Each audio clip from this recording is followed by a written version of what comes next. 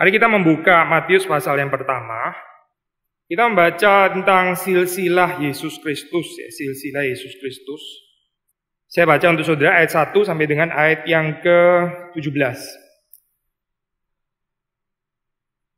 Inilah silsilah Yesus Kristus, anak Daud, anak Abraham. Abraham memperanakan Ishak. Ishak memperanakan Yakub.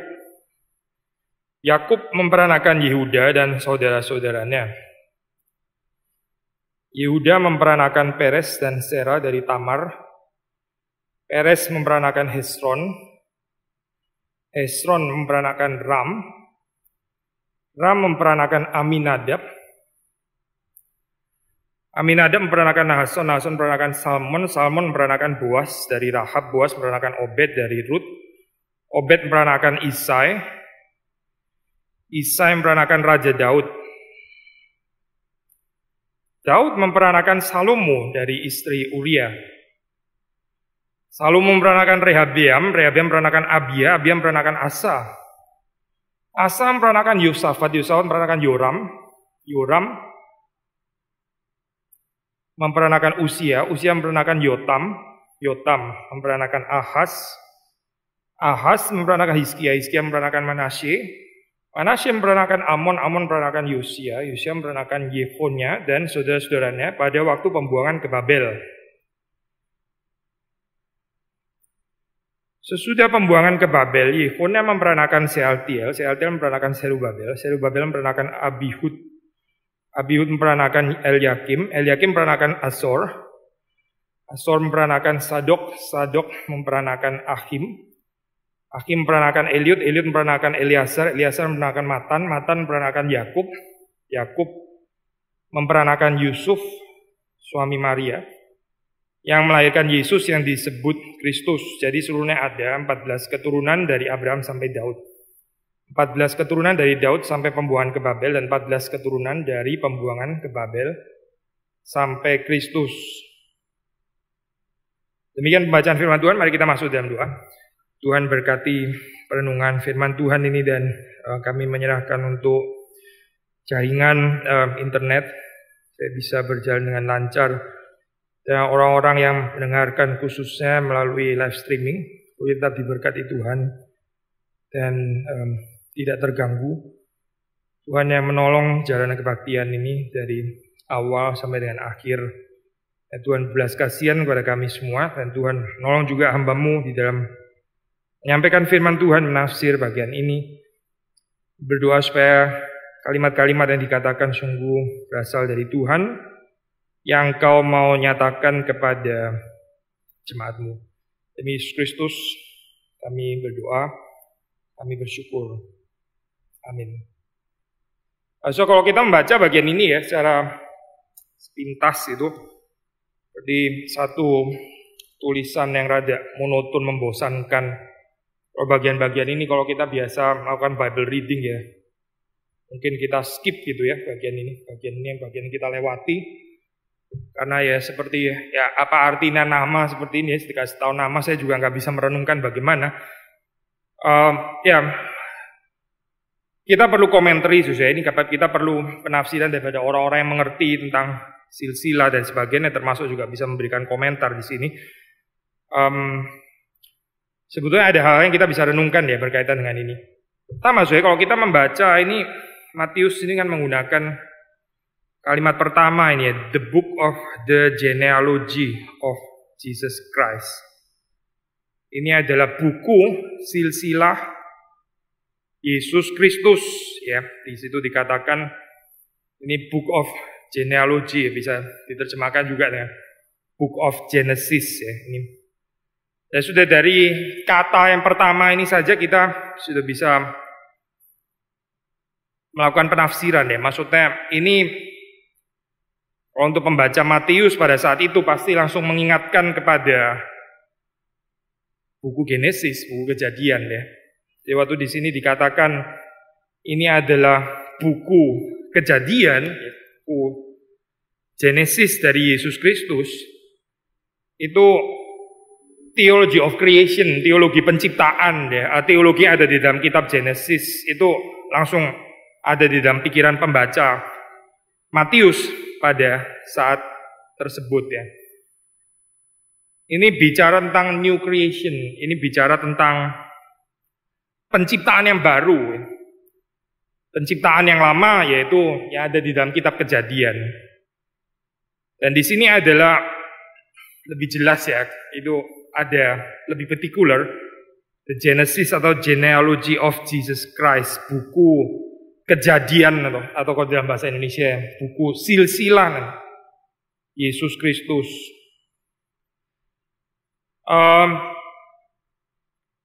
Seperti kita tahu, di dalam Injil Matius itu banyak menggunakan prinsip ini, ya, apa itu promise and fulfillment. Jadi apa yang dijanjikan di dalam perjanjian lama itu kemudian digenapi di dalam perjanjian baru, khususnya di dalam Injil atau kitab Matius ini, ya, kita bisa membaca demikian itu. Nah, ini juga kita bisa mengaitkannya dari istilah Book of Genesis. So, sebetulnya kita dari ini, ya, dari sini kita tahu bahwa Tuhan itu mau waktu kita membaca perjanjian lama dan perjanjian baru itu bukan memisahkannya seperti ini ada diskontinuitas gitu, ya. Tapi ini adalah satu karya Tuhan yang satu, Tuhan yang sama, ya, yang berkarya sejak dari dulu, ya, dan terus sampai ke dalam perjanjian baru itu. Meskipun dari sisi manusia kita bisa melihat ada kegagalan, ada interupsi, ya, ada hal-hal yang dianggap gak ideal dan sebagainya, seperti seolah-olah merusak pekerjaan Tuhan, merusak ciptaan dan sebagainya. Tapi sebenarnya Tuhan terus bergerak gitu. Nah, ini memang sesuatu yang misteri yang nggak bisa dipahami sepenuhnya oleh manusia, karena kita cenderung punya konsep kita sendiri, ya, di dalam hal ini, ya, kita cenderung punya, ya, pandangan pikiran kita sendiri tentang apa ini artinya gitu. Kalau Tuhan sedang bekerja, lalu kita bayangkan kehidupan yang diberkati Tuhan itu seperti apa. Tapi ternyata seperti misalnya di dalam susunan ini, ya, itu kan ada 3 periode dari Abraham sampai ke Daud, lalu Daud sampai exile, ya, lalu exile sampai kepada Yesus Kristus itu. Kenapa mesti masukin periode ini, ya, atau exile itu, ya, yang sebetulnya nggak terlalu menyatakan pekerjaan Tuhan apa gitu kan. Itu kan satu saat di mana Israel ditinggalkan oleh Tuhan. Tapi kenapa dipakai cut off point di situ gitu?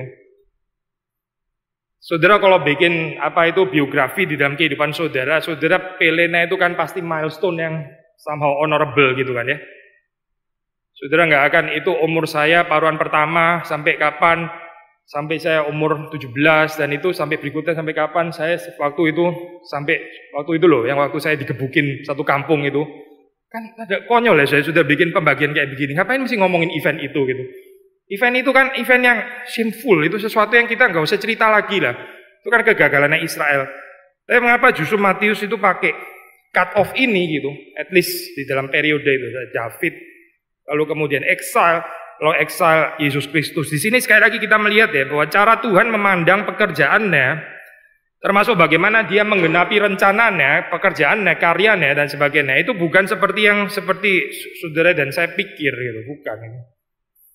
Intinya adalah di dalam kehidupan kita ini ada banyak hal yang kita benar-benar nggak bisa kuasai gitu, dan kita mesti sikap, ya, dalam hal ini gitu, ya. Hidup itu dinamis, ya, dan untuk orang-orang yang suka kontrol, ya, untuk orang-orang yang suka apa itu mestinya gini plan kita 1 tahun sebelumnya, ya, bisa karu-karuan, itu mengikut Tuhan seperti itu gitu. Yesus sendiri lahir juga di dalam keadaan yang, ya, kalau dari secara masyarakat jauh dari ideal. Ini bapaknya sebenarnya siapa sih gitu, ya? Bapaknya ini sebenarnya siapa gitu? Kenapa nggak di-prepare lebih baik gitu? Apa yang nggak bisa pakai suami istri dan sebagainya? Kita bisa aja mengusulin ini itu dan. Tapi cara Tuhan bekerja kan, ya, lain. Ya. Ini yang lahir Mesias loh di sini, ya. Yang lahir Mesias ini, by the way, ini adalah minggu pertama, ini kita minggu Advent, ya, minggu pertama. Kedatangan Yesus, ya, fully unprepared, ya. Bukan Yesus yang unprepared dan bukan Allah yang unprepared, bukan Allah Bapa yang unprepared, tapi manusia yang unprepared sebetulnya. Jauh daripada keadaan yang ideal. Demikian kita bisa mempelajari ini, ya, di dalam cara bagaimana Tuhan bekerja. Kenapa pakai istilah yang panjang seperti ini ya? Ya mau menyatakan bahwa Matius ini sebetulnya sedang mengatakan sejarah, ya, sejarah pekerjaan Tuhan, sejarah keselamatan, sejarah karya Tuhan yang berkaitan dengan umat Allah, ya, mulai dari Abraham, dan ancestor bapak leluhur dari umat Israel, umat pilihan Tuhan.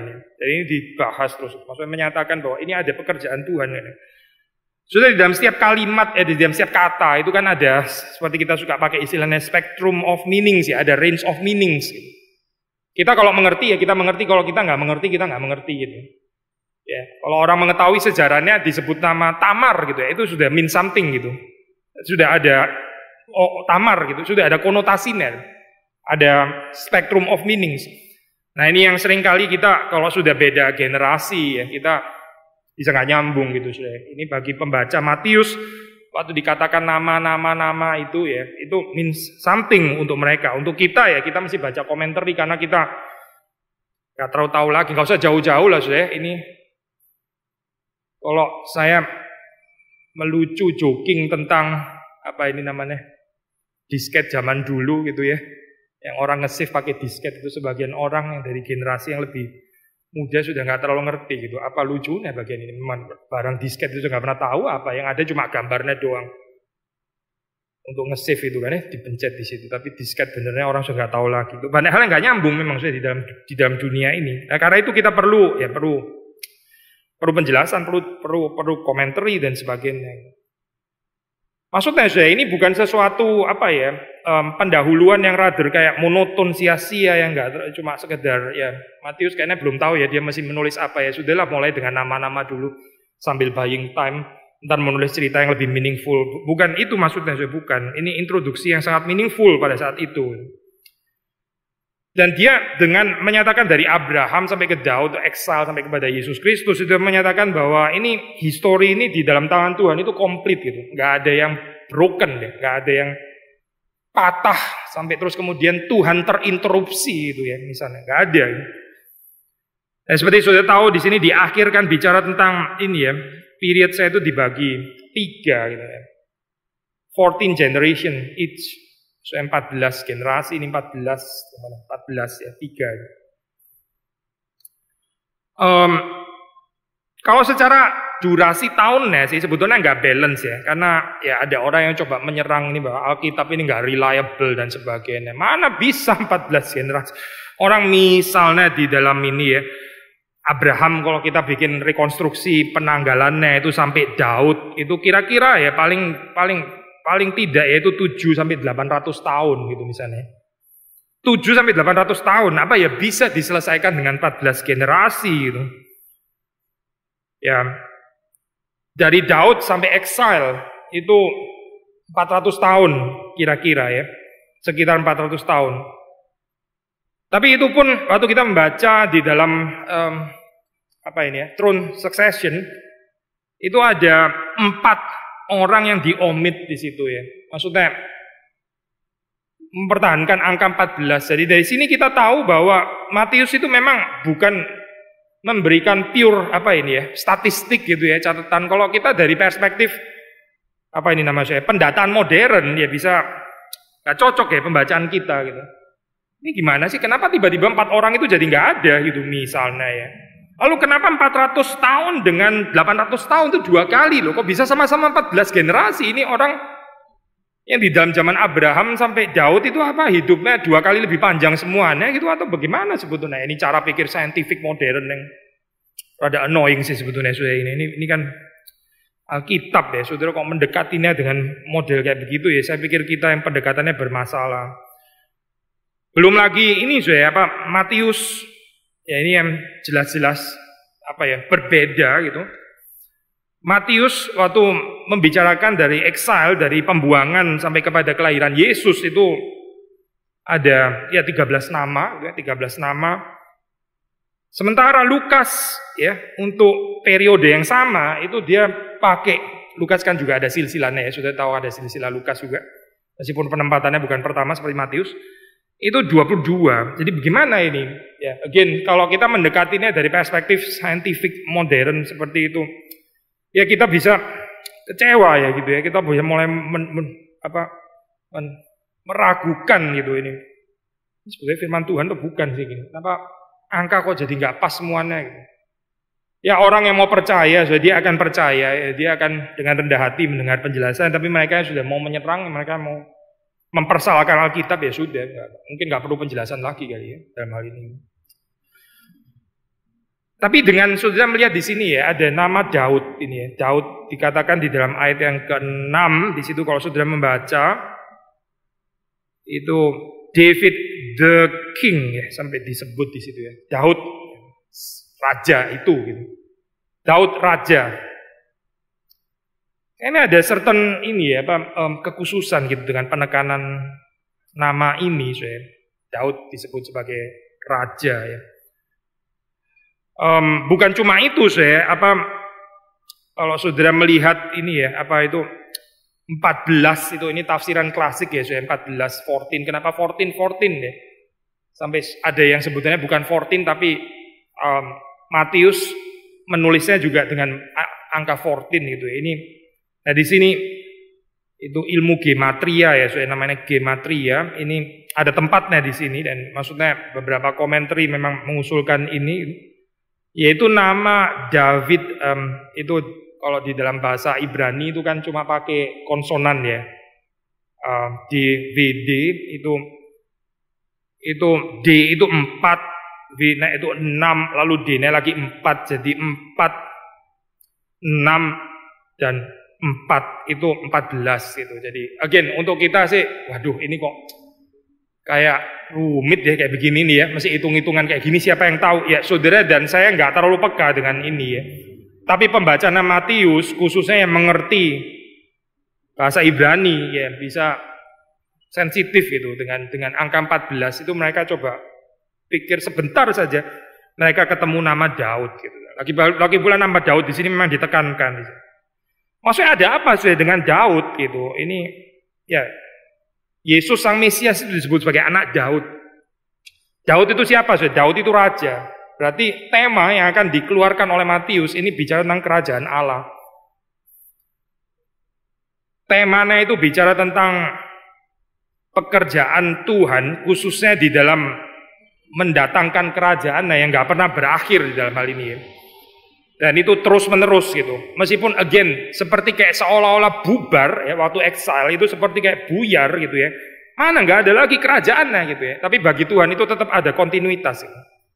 Kalau secara kerajaan politik ya, kalau secara kerajaan kekuatan militer ya betul-betul bubar bener gitu.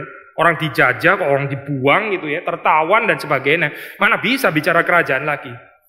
Tapi dari perspektif Tuhan saya itu kerajaan Allah itu jalan terus gitu. Termasuk dengan saat purification waktu exile itu. Termasuk saat pemurnian ya. Waktu dalam pembuangan saat pemurnian itu juga cerita kerajaan Allah sebetulnya. Saudara jangan lupa ya salah satu cerita yang penting di dalam zaman exile itu adalah cerita Daniel. Saudara membaca Daniel ya. Daniel itu pernah dengan Nebukadnezar ya, terus kemudian ada Darius ya, ada raja siapa lagi gitu. Kita bingung Daniel ini sebenarnya umurnya berapa sih gitu ya. Rajanya gonta ganti terus kok Daniel di situ terus gitu. Ini makhluk beneran historis atau enggak historis itu sebetulnya atau apa sih ini? Figur bayangan atau apa gitu. Kita salah baca lah saya kalau kita approach seperti itu. Tapi message-nya saya pikir cukup jelas ya. Maksudnya kenapa saya di situ dikatakan Daniel, despite Daniel itu bukan raja, memang dia bukan raja. Tapi dia kok ada di situ terus itu ya. Daniel tuh menyatakan bahwa ini loh, kerajaan Allah itu tidak berakhir. Kerajaan dunia itu jatuh dan bangun dan jatuh dan bangun. Itu Nebukadnezar dan Darius dan Kores dan siapa saja gitu tuh jatuh dan bangun dan jatuh dan bangun dan berakhir dan sebagainya. Tapi Daniel ya menghidupi narasi kerajaan Allah, dia di situ terus ya. Exile ya, justru waktu exile ya. Kalau dibilang kerajaan Israel mana gitu, ya nggak ada betul gitu. Tapi kerajaan Allah bukan hancur ya, bukan gitu, bukan. Justru nggak comparable ya kalau sudah membaca di dalam cerita itu. Daniel ya, yang apa ini namanya saya ini merepresentasikan hadirnya kerajaan Allah gitu ya. Nggak comparable dengan ini, dengan raja-raja yang nggak terlalu penting itu. Kita bisa mengkhotbahkan Daniel yang berkali-kali, tapi kita mengkhotbahkan Nebukadnezar, ya sudah kita khotbah dia kelemahannya saja gitu kan ya. Kita mengkhotbahkan Darius ya justru sebagai footnote-nya Daniel gitu. Jadi yang mana sebetulnya lebih penting dalam hal ini? Apakah kerajaan Allah hancur? Jawabannya tidak. Saya. Kerajaan Allah juga nggak hancur di tengah-tengah keadaan seperti sekarang ini. Perhaps ini juga purification. Saat sekarang di mana kita rada nggak enak lihatnya gitu ya. Ini kursinya sebagian kosong, sebagian besar kosong. Lalu kita nggak tahu yang lihat di streaming ini sebetulnya siapa, kita nggak ada. Semuanya serba nggak pasti. Dalam saat seperti ini, kita berharap sesuatu yang lebih secure ya. Kita berharap model kerajaan yang lebih bisa dipegang. Ya persis seperti pengharapan Israel pada saat itu gitu. Kita mau tuh security yang model Salomon dan Daud pada saat itu. Tapi itu bukan versinya Tuhan, saya bukan. Tuhan bekerja dengan cara yang berbeda, termasuk dengan exile ini ya. Maka sudah membaca di sini Daud yang disebut raja, ya, disebut raja. Itu mau menyatakan apa saya? Bahwa Matius di sini sedang menulis royal list, ya, yang dia juga ditarik sampai kepada Abraham. Saudara mungkin tanya, lah Abraham kan bukan raja gitu ya. Abraham bukan raja. Abraham memang bukan raja secara jabatan gitu, tapi dia memiliki fungsi seperti raja. Israel itu sendiri adalah raja, saudara. Di dalam Alkitab itu menarik ya, waktu pakai istilah ini ya, image of God, itu kan sebetulnya untuk raja kan ya. Image of God itu kan raja sebetulnya, kaisar gitu. Kaisar itu disebut imago Dei.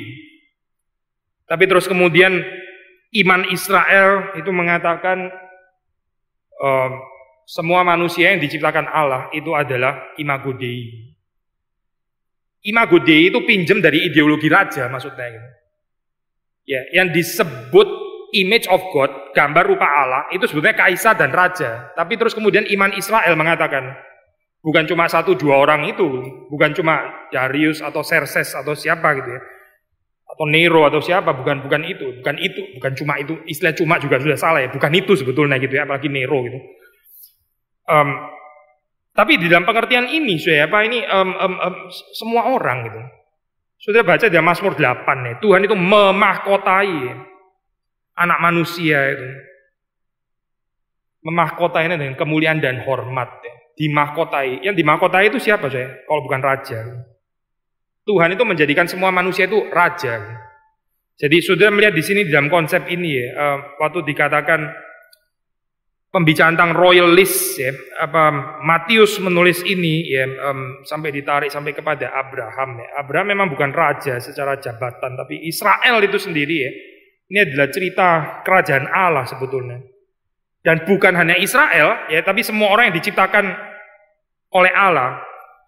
Ya tapi kita tahu dosa merusak itu ya, merusak bukan cuma non-Israel, non-Yahudi, tapi merusak semua manusia. Sehingga ya kita di dalam kehidupan ini nggak truly imaging God, nggak betul-betul image God and His righteousness, Allah dan kebenaran keadilannya itu. Balik lagi saya kepada Injil Matius. Jadi makanya di sini yang ditulis ini adalah bicara tentang throne succession ya. Ini tentang apa ini? Tentang succession apa ya? Saya bahasa Indonesia ya. Susah ya menerjemahkan ya. Suksesi ya, nggak really helping. Jadi ini adalah tahta, cerita tentang dari tahta sini ke tahta sini ke tahta situ dan sebagainya. Tapi sebetulnya sekali lagi yang mau diceritakan oleh Matius itu bukan kebesarannya penguasa siapa pada saat itu gitu ya. Karena kalau kita ngomong seperti itu, terus kenapa di sini masuk perempuan-perempuan itu nggak cocok kali ya? Sudah bagus-bagus ya, ada Daud lah dan sebagainya. Misalnya ngomong raja terus Abraham, oke, Ishak oke lah ya, Yakub oke itu. Tapi terus kemudian masuk nama-nama perempuan ini maksudnya apa? Ini ada Rahab lah. Terus kemudian ada Tamar dan sebagainya. Ini apa-apaan kayak gini gitu. Sekali lagi ya, ini bukan tentang greatness the kingdom of man gitu, human kingdom atau kebesarannya Daud sendiri, tapi bahkan waktu nama Daud disebut, itu sedang membicarakan tentang kerajaan Allah, yang dimana Daud itu ya menjalankan salah satu peran yang diberikan oleh Tuhan di sana. Ya, bukan cuma Daud yang diberikan peran. Again, imago Dei itu adalah untuk semua orang. Di sini kita melihat bagaimana Tuhan di dalam pemerintahannya, di dalam kerajaannya itu dia bekerja sesuai dengan kerelaan kehendaknya, kedaulatannya, maha bijaksananya.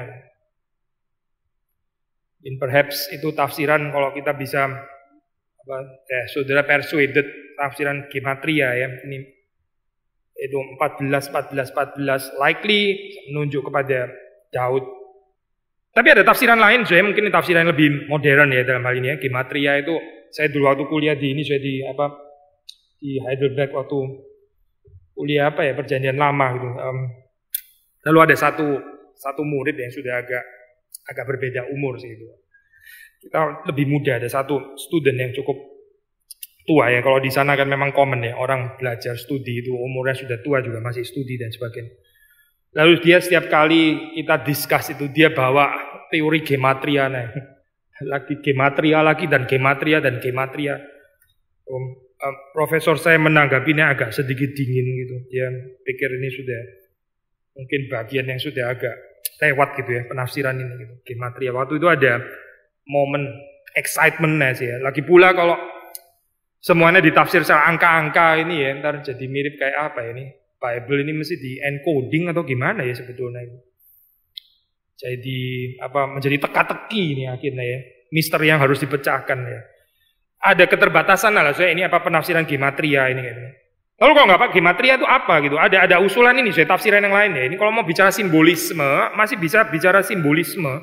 14 itu saya. Ini kalau di dalam pemahaman orang Israel ya. 14 itu apa gitu? Mungkin yang pertama terpikir bukan 4 plus 6 plus 4 agak sedikit complicated ya, kecuali ada nama Daud itu tadi ya, David. Tapi yang terpikir dengan 14 itu adalah 7 dan 7. 7 dan 7 ya, maksudnya 7 kali 2. Ini kan 14 kali 3 kan ya, kan 14 generasi. Matius mengatakan seperti itu, jadi dia mau ada 3 kali 14. 3 kali 14 itu berarti 6 kali 7 kan, betul kan ya? Nah 6 kali 7 itu harusnya ring certain bell ya untuk kita gitu. 6 kali 7 ya, tinggal satu lagi ya. 7 yang ke-7, saudara mengerti maksudnya ya? Ini 7 yang pertama, 7 yang kedua, 7 sampai 6 kali. Tinggal satu lagi gitu ya. Ini 7 yang ke-7 gitu. 7 yang ke-7 itu apa? Ya ini hadirnya kerajaan Allah. The seventh seven itu ya. Ke-7 yang ke-7 itu. Ini adalah the climax of history. Ini adalah klimaksnya. Klimaks daripada sejarah itu ya ini. Kalau pinjam istilah eskatologi tapi ya inilah. Sejak Yesus datang itu kerajaan 1000 tahun. Kerajaan 1000 tahun itu hadir. Ini adalah the seven gitu. Ini adalah yang dinanti-nantikan. Jadi sekali lagi saya bukan kebetulan di situ bahwa dari 14 di situ ya, somehow yang jadi sentral itu kan monarchical period itu. Periode kerajaan itu yang sangat di highlight ya. Ini menjadi semacam fase sentral gitu di dalam silsilah Yesus Kristus. Sekali lagi mau menyatakan dimensi royal atau dimensi kerajaan ini. Tadi kita mengatakan bahwa ini seperti ada interupsi dalam exile dan sebagainya ya. Tapi tadi kita bilang bahwa despite ada exile, sebetulnya kerajaan Allah itu jalan terus itu. Jangan lupa cerita Daniel. Tapi juga bagaimanapun dari perspektif yang lain ya, kita mengatakan begini ya gimana pun kita nggak bisa ignore, nggak bisa menyepelekan, nggak bisa menekan, suppress bahwa enggak kok ini nggak terjadi apa-apa kok, nggak ada pelanggaran apa-apa kok, Israel tetap jaya. Ya itu gila namanya gitu, itu namanya gak jujur, itu namanya menipu diri sendiri gitu. Israel sedang dibuang, betul kok, memang Israel sedang dibuang. Boleh juga kita bicara perspektif ini, tapi kita nggak mau bicara adalah kita nggak mau bicara nggak ada lagi kerajaan Allah. Yahweh tidak lagi bertahta, itu kita nggak bisa ngomong seperti itu. Israel kolaps, Israel boleh kolaps, tetapi Yahweh tetap sebetulnya akhirnya itu tetap memerintah di dalam hal ini. Nah, kalau kita membicarakan kegagalan Israel, kalau kita membicarakan kegagalan dari manusia, gitu, maka kita bisa bicara juga exile itu dimasukkan karena exile ini dimasukkan karena mau mengingatkan ini kerajaan Allah itu memang perlu di-restore gitu. Maksudnya kerajaan ini ya. Kerajaan Allah sebagaimana, bukan kerajaan Allah yang di-restore, tapi kerajaan Allah sebagaimana diresepsi oleh umat Israel itu perlu di-restore memang gitu. Karena ada pelanggaran di sini. Karena ada ketidaktaatan. Karena memang Israel menjauh daripada Tuhan Sang Raja. Gitu. Perlu ada restoration ini.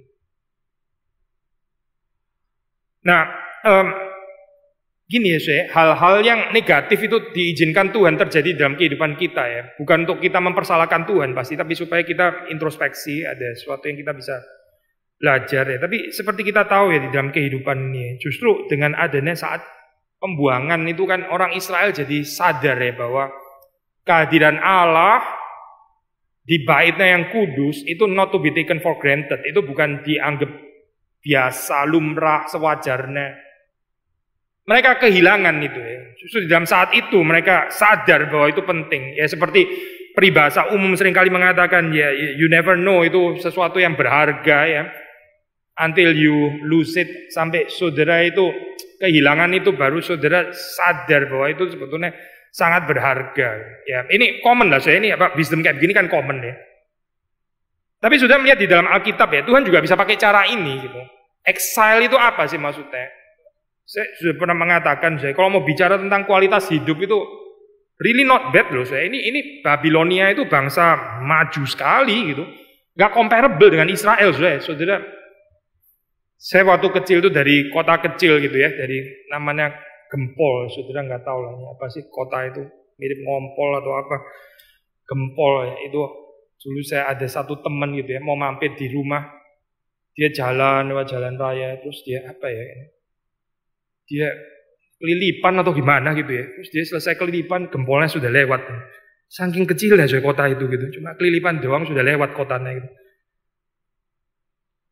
Lalu kalau saya dari kota kecil kayak gitu, terus saya bilang, saya ini terbuang di mana? Di Manhattan gitu.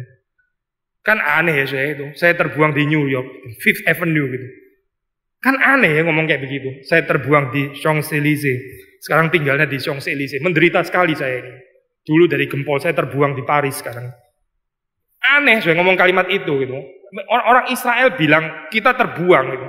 Sudah pasti mereka bukan cari kualitas hidup. Kalau mereka cari kualitas hidup, mereka nggak ngomong terbuang. Itu aneh sekali bilang terbuang. Yang bener aja gitu. Lu ini your life itu upgraded sebenarnya gitu. Lu dari mana coba, dari bangsa nggak jelas kayak begitu. Sekarang masuk kepada kemegahannya Babilonia. Tapi kenapa disebut terbuang? Ya ini karena nggak ada lagi bait suci di situ gitu. Saudara, waktu saudara COVID ini, saudara ini nggak sih apa miss nggak sih ini apa? Saudara yang streaming ini, saudara miss nggak sih ini bait Allah? Kita ini ya, orang Protestan ya, sering bicara ya Tuhan hadir di mana-mana, Tuhan selalu hadir, Dia maha hadir dan sebagainya. Seperti kayak nggak ada konsep sama sekali kehadiran Tuhan yang khusus di dalam tempat yang khusus gitu ya. Buat kita hati-hati gitu ya. Idolatry gitu ya. Ini bukan ngomong idol, memang bisa dihayati secara ke idolatry, betul gitu. Betul, ada dangers ke sana betul. Tapi mungkin kita di other extreme kali sekarang ya. Kita seperti kayak merasa nggak ada lagi ini apa tempat yang khusus di mana Tuhan hadir gitu. Dia mau hadir di mana juga oke dan sebagainya. Yesus datang bukan sama sekali meniadakan konsep seperti itu, tidak Kalau enggak ya sudah kita streaming terus aja tuh, nggak perlu ada gereja kalau kayak gitu. Ada keindahan hadir di dalam rumah Tuhan itu ada keindahannya gitu. Ya.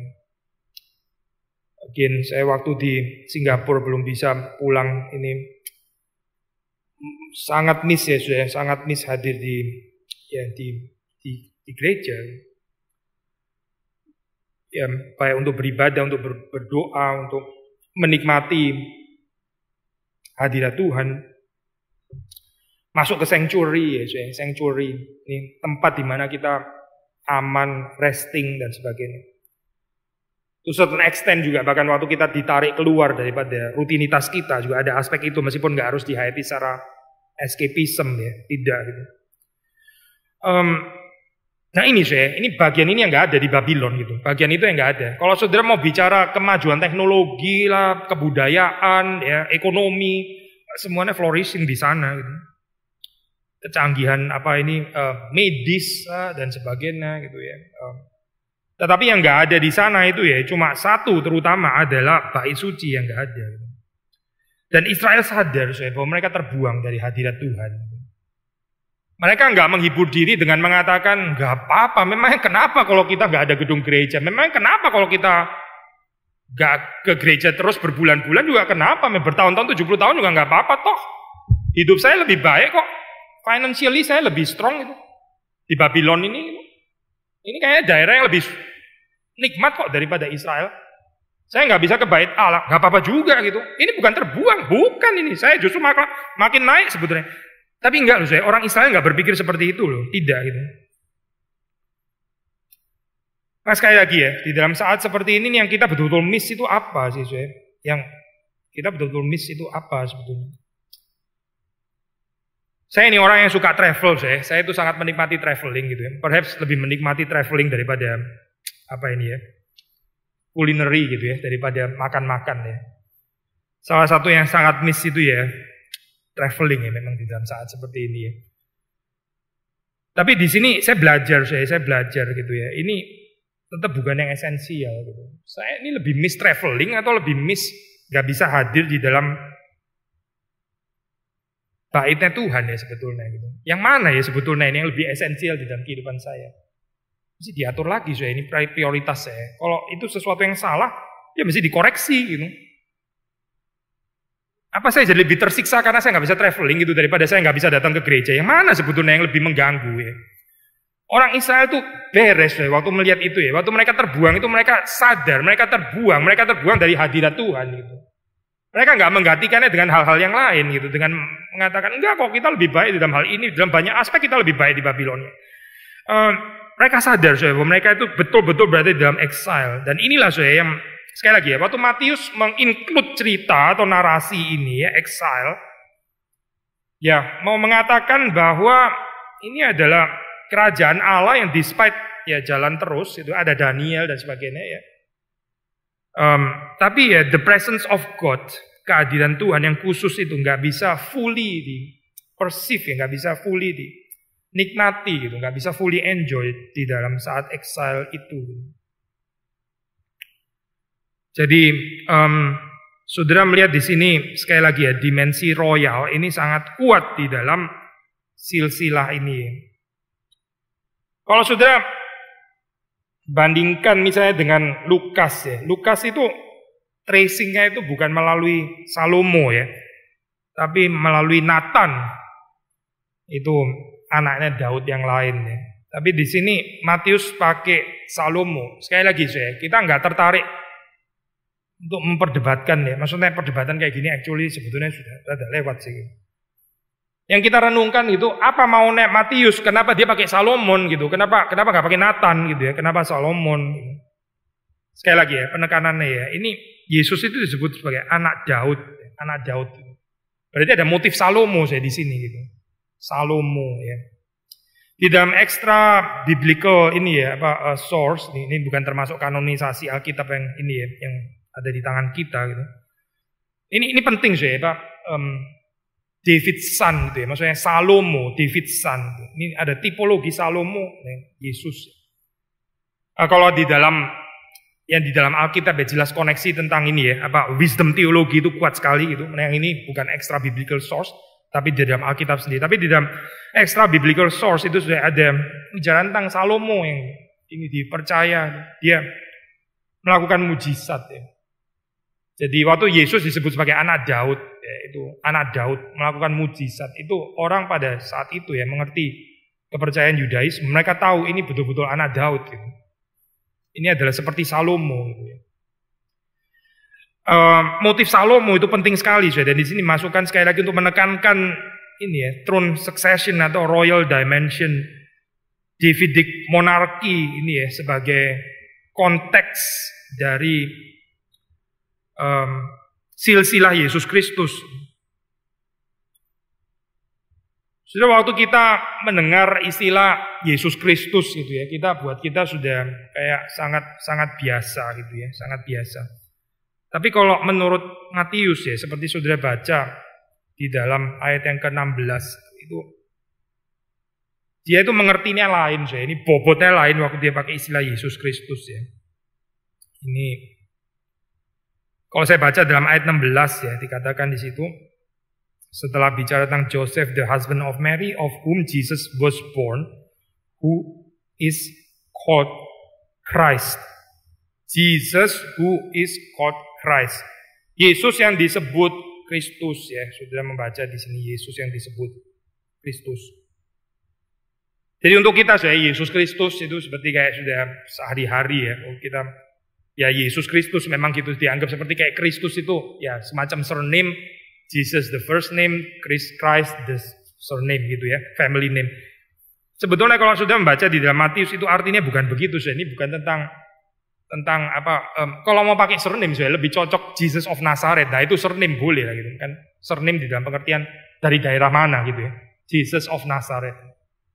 Seperti kalau di dalam dunia modern kan masih dipertahankan nama seperti ini, Bernard of Clairvaux atau Thomas of Aquino gitu misalnya, itu kan ya, ngomongin daerahnya. Augustine of Hippo gitu misalnya ya, Jesus of Nazareth. Ya kalau mau pakai surname ya itu lebih cocok gitu. Tapi Jesus Christ itu istilah Kristus itu bukan bicara surname, sebetulnya bukan gitu. Tapi seperti yang dikatakan Matius di dalam ayat ke-16 ini ya, Yesus yang disebut Mesias, yaitu Kristus, dia yang diurapi. Matius ini excited waktu pakai nama ini ya, pakai title ini ya, dia sangat excited gitu. Dia memperkenalkan Yesus ini sebagai Sang Mesias ya. Ini arti Frans ya, dia menggunakan kalimat ini the long awaited deliverer of God's people. Pembebas yang dinanti-nantikan itu loh, pembebas yang sudah dinanti-nantikan sejak lama itu ya, itu adalah Sang Kristus. Itu yang dimaksud oleh Matius waktu dia pakai istilah Mesia di sini ya. Yesus yang disebut Mesia. Tadi kita sudah membicarakan tentang Daud ya. Bagaimana dengan Abraham? Ya, Abraham penjelasannya sederhana ya. Ini apa? Dia adalah bapa leluhur dari Israel. Tapi jangan lupa ini apa? Mungkin kita bacanya nggak perlu terlalu kontras dengan Lukas ya, karena kalau sudah baca, maksudnya begini kalau saya baca silsilahnya Lukas itu kan ditarik terus sampai kepada Adam kan, ini bicara universal humanity kan ya, ditarik terus sampai kepada Adam, anak Adam, anak Allah ya. Ini bicara bahkan tentang apa ini the universal apa ya, fatherhood of God. Saya mesti hati-hati saya pakai istilah ini khususnya kalau mendengar orang evangelical gitu ya, bisa salah mengerti gitu. Tapi dalam pengertian bahwa Lukas itu mencatat semua itu adalah ini ya, keturunan Allah. Paulus mengatakan seperti itu, dicatat dalam kisah Rasul ya. Kita ini keturunan Allah juga. Jadi istilah keturunan Allah ya, offspring dari Allah, itu di dalam bahasanya Lukas berbeda dengan istilah Yohanes yang pakai secara khusus ini anak-anak Allah ya. Mereka yang percaya kepada Yesus Kristus itu adalah anak-anak Allah. Lukas nggak pakai istilah itu dia berbeda. Dia bicaranya semua orang itu ya itu dilahirkan dari Allah. Maksudnya dalam pengertian dia itu adalah offspring keturunannya Allah. Anak Adam, anak Allah. Demikian Lukas mencatatkan. Jadi ini bicara tentang universal humanity, universal fatherhood of God juga termasuk di dalamnya. Nah ini seringkali kita mengontraskan dengan Matius, whereas di dalam Lukas itu bicara tentang semua manusia, tapi terus kemudian Matius itu bicara tentang Israel. Karena apa ya? Karena ini bicara Abraham, mentok kepada Abraham terus selesai gitu kan ya, Abraham. Tetapi kita lupa ya bahwa Abraham itu adalah bapa daripada banyak bangsa juga gitu. Bukan cuma Israel, apalagi Israel sebagai ini Israel secara keturunan daging, keturunan jasmani, tapi ini adalah bapa orang-orang percaya yang mana nanti banyak bangsa berbagai bangsa itu akan diberkati juga melalui Abraham yang beriman itu. Jadi kalau kita melihat di dalam Abraham di sini tetap ada universal perspektif di sini, bukan nasionalistik perspektif ya, melulu Jewish atau Israel begitu ya. Tapi di dalam pengertian yang luas juga gitu. Itu tetap ada perbedaan penekanan dengan Lukas memang ya.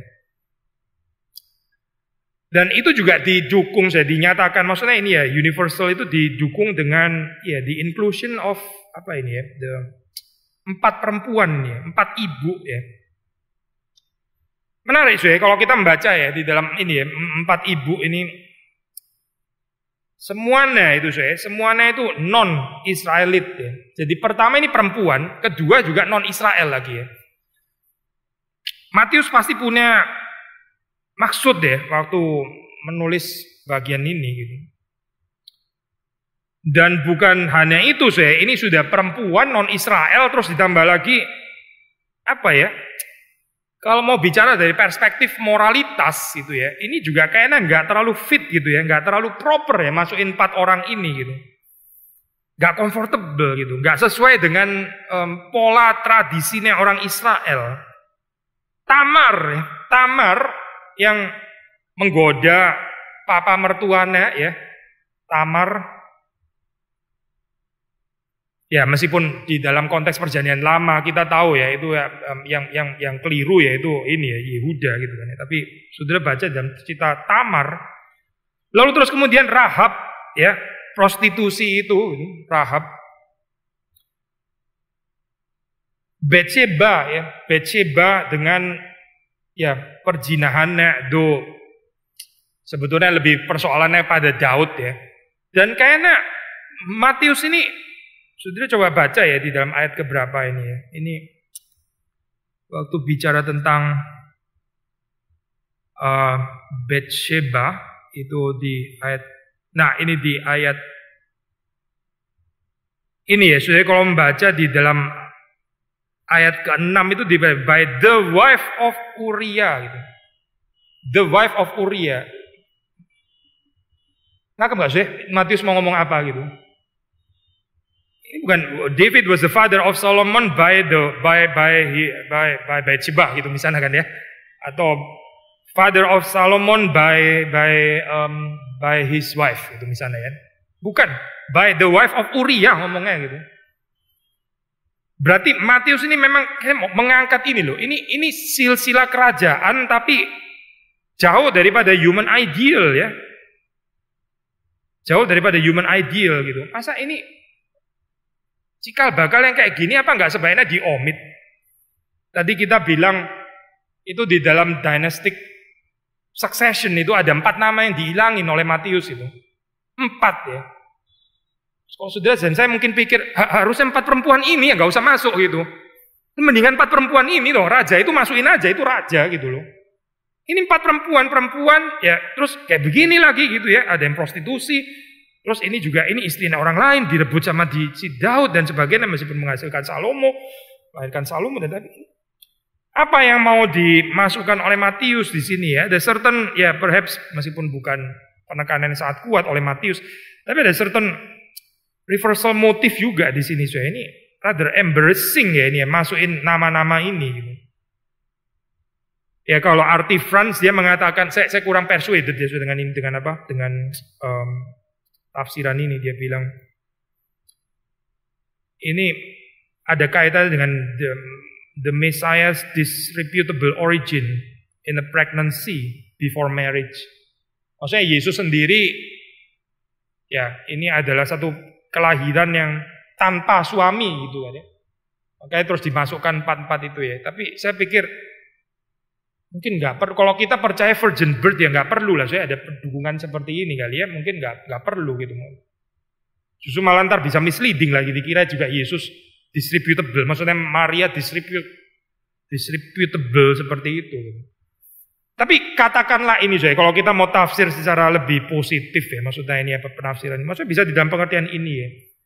Bukan dari perspektif Tuhan pasti yang seperti itu ya, karena Maria itu bersih. Dia kan bukan berzina ya, bukan gitu. Tapi dari perspektif pandangan masyarakat gitu ya, maksudnya gini, tuduhan attack, accusation daripada masyarakat mengatakan Maria ini kayaknya nggak jelas deh sih. Sebetulnya dia itu dengan siapa gitu. Maka di dalam silsilah ini ya juga dinyatakan ya, ini kalau lu mau bicara nggak jelas gitu ya. Sebetulnya ada lebih nggak jelas lagi gitu. Lu bicara Daud itu juga nggak jelas sih sebetulnya gitu ya. Daud dan Salomo itu nggak jelas banget sih sebenarnya gitu. Atau lebih tepat, sangat jelas istrinya orang lain sebenarnya gitu. The wife of Uriah itu jelas banget salah gitu dalam hal itu ya. Jadi saudara melihat di sini ya, kerajaan Allah itu jangan dimengerti secara steril, secara steril terus kemudian kita ya orang-orang yang dipakai Tuhan of noble birth ya, bangsawan ya, orang-orang yang rapi, respectable. Ada banyak orang yang rapi, respectable dan sebagainya dari keluarga baik-baik, tapi akhirnya juga gak dipakai Tuhan ya. Jadi gak ada kemutelaan saya di sini ya. Tapi mau ditonjolkan di dalam Matius di sini justru adalah orang-orang ini ya, perempuan non Israelit sudah gitu ya secara moralitas seksual juga kayaknya luput gitu ya somehow.